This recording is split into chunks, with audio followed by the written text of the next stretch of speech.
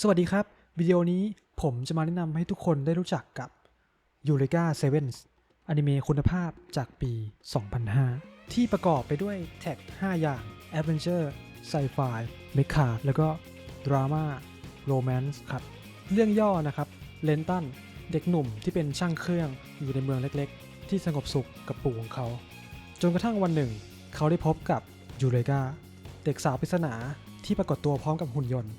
The Wasp การผจญภัยของเลนตันนั้นจะเป็นยังไงไปดูกันเองนะครับผมจะไม่สปอยเรื่องนี้เนี่ยให้ฟิล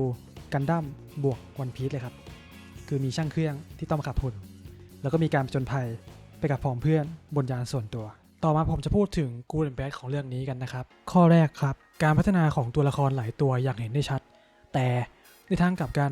การพัฒนาหลายๆตัวทำให้ในเรื่องเนี่ยเดินช้าแล้วก็มีตอนเยอะถึง50 ตอนและต้นเรื่องเนี่ยพระเอกก็น่ารำคาญมากเลยนะครับข้อต่อมาเรื่องนี้ใช้แท็กแอดเวนเจอร์ได้คุ้มมากคุณจะได้เห็นอะไรหลายอย่างและค่อยๆเข้าใจในโลกของยูเรกาเซเว่นมากขึ้นเรื่อยๆแต่ในทางกลับกันบางตอนก็ให้คำถามคุณว่าเฮ้ยตอนนี้มันจำเป็นต้องมีไหมเนี่ยข้อต่อมาความสมบูรณ์ของเรื่องราวทั้งที่อธิบายตรงๆหรือบอกแบบอ้อมหรือแม้แต่เรื่องที่ไม่ได้บอกก็ตามแต่ในทางกลับกันพอมีภาคใหม่ที่จะเล่าไม่ว่าจะเป็นภาคต่อภาคคู่ขนานภาคสรุปภาคมูฟวี่หรือภาคอะไรมาก็สู้ภาคออริจินอลไม่ได้จริงๆครับข้อต่อมาเรื่องนี้เต็มไปด้วยข้อคิดต่างๆไม่ว่าจะเป็นคำพูดหรือการกระทำที่สามารถนำมาปรับใช้ได้จริงแต่ทางกลับกันก็เต็มไปด้วยคำศัพท์เฉพาะหลายๆอย่างที่อาจทำให้คุณสับสนหรือตามเรื่องไม่ทันพาร์ทต่อไปผมจะพูดถึงเซตติ้งฉากหลังของเรื่องเพื่อให้พวกคุณเข้าใจพื้นฐานก่อนดูมากขึ้นแต่ถ้าใครอยากจะดูเองแบบปลอดสปอยเดี๋ยวผมทิ้งลิงก์สำหรับดูไว้ที่คำอธิบายใต้วิดีโอแล้วก็ปิดวิดีโอตรงนี้ได้เลยนะครับเรื่องราวของยูเรกาเซเว่นเกิดขึ้นบนดาวที่เหมือนโลกเลยแต่พื้นดินถูกแทนที่ด้วยสครับคอรัลที่เป็นสิ่งมีชีวิตปะการังโดยในตอนแรกเราจะเห็นสิ่งที่เหมือนเห็ดงอกออกมาที่โรงเรียนของเลนตันก็คือสครับคอรัลที่เติบโตขึ้นมานั่นเองคนในโลกนี้เห็นว่าพื้นจะปะทุขึ้นมาทุกเมื่อจึงสร้างพายบังเกอร์ที่เป็นอุปกรณ์ยับยั้งการเคลื่อนตัวของสครับคอรัลที่เป็นแท่งเสาที่คุณจะเห็นมันถูกปักอยู่ในหลายๆที่ในเรื่องนี้เจ้าสครับคอรัลเนี่ยสามารถสร้างพลังงานที่คนในเรื่องเรียกกันว่าทราปา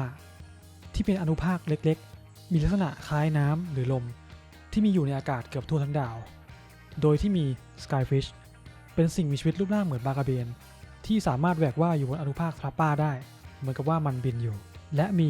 Reflection Board หรือ Lift Board ที่ถูกสร้างขึ้นจากการแปรรูป Skyfish ทำให้มนุษย์สามารถโต้ทราปาได้เหมือนที่เราโต้ขึ้นเลย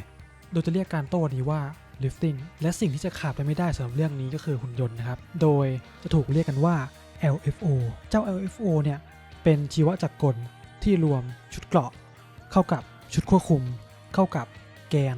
ที่มีลักษณะเหมือนกับโครงกระดูกที่ถูกขุดค้นพบได้ในสครับคอรัลโดยในเรื่องเนี่ย LFO ส่วนใหญ่จะถูกใช้งานทางการอาหารเราจะเรียก LFO ติดอาวุธเหล่านี้ว่า KLF สุดท้ายนะครับกับ Reflection Film มันเหมือนกับ Reflection Board เลยครับแต่ขนาดใหญ่กว่ามากและถูกสร้างมาในลักษณะหกเหลี่ยมเพื่อให้สามารถนำมาใช้กับยานลบหรือว่า LFO ได้ครับโอเคครับและนี่ก็คือทั้งหมดที่ผมอยากจะแนะนำขอให้ทุกคนดูให้สนุกนะครับบายครับ